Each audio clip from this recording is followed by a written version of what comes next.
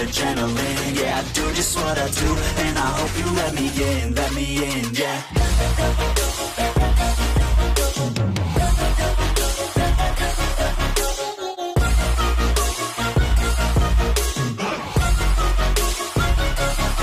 I'm grateful, oh yeah, able. Assalamualaikum warahmatullahi wabarakatuh. Selamat datang di MH Channel. Pada kesempatan ini, saya akan memberikan sebuah informasi cara menggunakan dan daftar akun Simpelaku. Simpelaku atau singkatan dari Sistem Informasi Manajemen Pelayanan Administrasi Kependudukan Terpadu yang dikeluarkan oleh Disdukcapil Kabupaten Cianjur sebagai solusi bagi kawan-kawan yang ingin mengurus administrasi kependudukan secara mudah, online, hemat waktu, dan hemat biaya. Agar kawan-kawan tidak ketinggalan video-video terbaru dari MH Channel, silahkan like, komen, dan subscribe, dan aktifkan loncengnya. Kembali ke topik, pertama-tama kawan-kawan silahkan buka browser pada HP ataupun laptop kawan-kawan. Di sini saya menggunakan laptop dan browser Chrome ya. Kemudian di menu pencarian kita ketik Simpelaku. Kemudian kawan-kawan klik website Simpelaku. Nah, di sini ada beberapa menu. Yang pertama pendaftaran penduduk, pencatatan sipil, login dan daftar dan download formulir. Di sini karena memang kita belum daftar ataupun belum memiliki akun, silakan kawan-kawan klik daftar.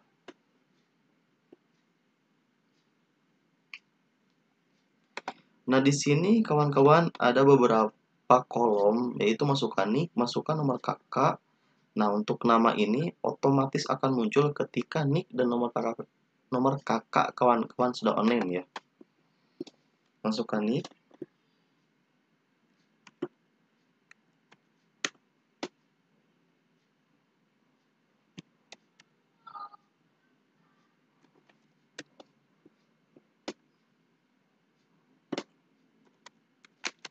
Masukkan nomor kakak.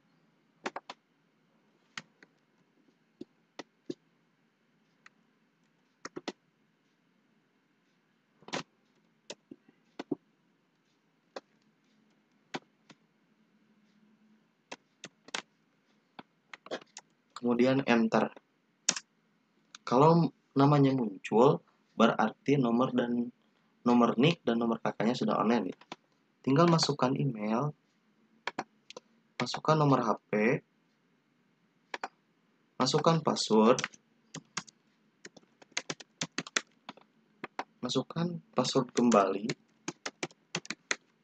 masukkan kode, biasanya captcha ataupun hitungan seperti ini ya kawan-kawan. 13 tambah 7 berarti 20. Klik daftar.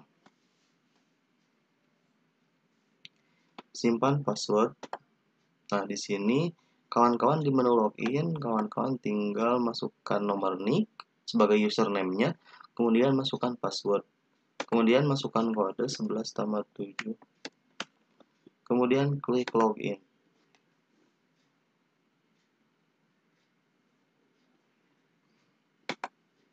Nah, di sini ada beberapa menu. Yang pertama pengajuan permohonan.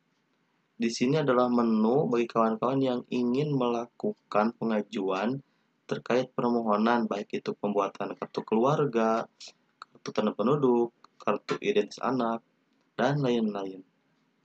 Maupun pencatatan sipil seperti pencatatan kelahiran, pencatatan kematian, perkawinan, perceraian, dan lain-lain. Seperti itu ya kawan-kawan.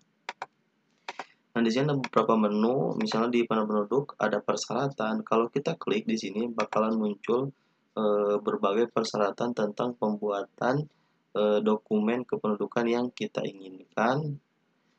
Yang warna biru ini ya. Kalau yang warna hijau itu pengajuan.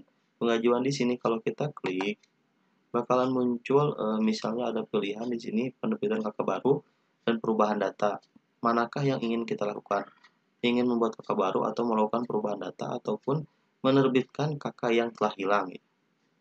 Seperti itu.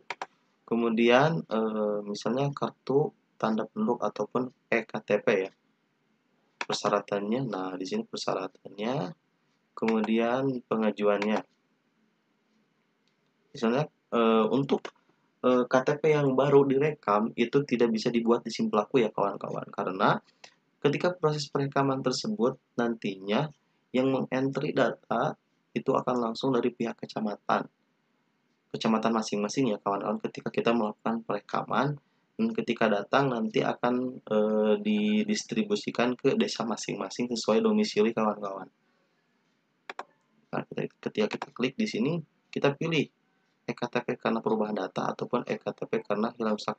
Untuk di aplikasi SIM pelaku itu sendiri, di sini hanya menyediakan perubahan eKTP dan KTP hilang atau rusak. Jika kawan-kawan ingin merubah data, misalnya status pernikahan, status pekerjaan, golongan darah, dan lain-lain, ataupun nama juga bisa ya, alamat, tinggal lakukan di ini, di perubahan data.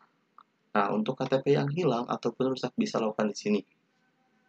Jadi kawan-kawan, nah di sini ada kartu identitas anak. Bisa juga kawan-kawan untuk membuat kartu ini bagi kawan-kawan yang umurnya 17 tahun ke bawah atau dari umur 16 tahun sampai umur ke bawah, yaitu baik 5 tahun, 3 tahun ya, bisa membuat kartu identitas anak ini ya. Ada surat keterangan orang terlantar dan masih banyak lagi lainnya. Kemudian di bagian permohonan saya di sini ada daftar pengajuan. Nah, untuk daftar pengajuan ini sebagai tampilan ketika kawan-kawan nanti sudah melakukan permohonan pengajuan atau pengajuan permohonan ya. Nanti di sini akan muncul berbagai tahapan ataupun proses yang memang dilakukan dari aplikasi SIM pelaku ini. Misalnya permohonan kawan-kawan disetujui atau tidak, ditolak atau tidak, diproses atau tidak ya. Nanti di sini akan muncul. Di sini ada file scan. Ini untuk men-scan file ya, misalnya file yang kita ajukan tadi ya. Bisa menggunakan resi yang telah muncul di sini. Setiap pengajuan pasti bakal muncul resinya. Kemudian ada inbox penolakan. Nah, untuk inbox penolakan biasanya muncul informasi penolakan dari SIM pelaku itu sendiri. Itu penyebabnya biasanya karena pertama persyaratan kurang lengkap, kedua data tidak ditemukan, ketiga biasanya ada penginputan ataupun persyaratan yang kurang jelas. Misalnya ketika kita melampirkan si kakaknya itu blur ataupun rusak seperti itu. Jadi nantinya akan ditolak dan untuk diajukan kembali, diperbaiki dulu ya datanya atau persyaratannya. Kemudian di sini ada pengaduan. Nah, untuk pengaduan di sini ada dua bagian. Yang pertama isi pengaduan, yang kedua status pengaduan. Untuk isi pengaduan di sini bagi kawan-kawan yang sudah melakukan pengajuan dan sudah disetujui ataupun belum, di sini kawan-kawan bisa melakukan pengaduan terkait misalnya di sini ada pilih kategori keterangan penolakan tidak jelas, ketidaktepatan waktu dan lain-lain ya di sini. Terus kesalahan entry data. Jadi kawan-kawan bisa melakukan pengaduan di sini ya kawan-kawan. Langsung di sini isi pengaduannya, kemudian status pengaduan. Nah, untuk status pengaduan itu statusnya untuk pengaduan yang kawan-kawan yang adukan tadi terkait misalnya kesalahan input ataupun lainnya ya kawan-kawan. Nah, mungkin untuk bagaimana itu di sini ada juga profil dari akun SIM pelaku kita. Misalnya di sini ada nick, nama, email, nomor telepon dan password. Seperti itu. Nah, untuk selanjutnya bagi kawan-kawan yang ingin melihat informasi terkait pembuatan kartu keluarga, KTP, kartu identitas anak, nanti saya akan buat di video selanjutnya ya kawan-kawan. Terima kasih karena telah menonton. Kurang lebihnya mohon maaf. Wassalamualaikum warahmatullahi wabarakatuh.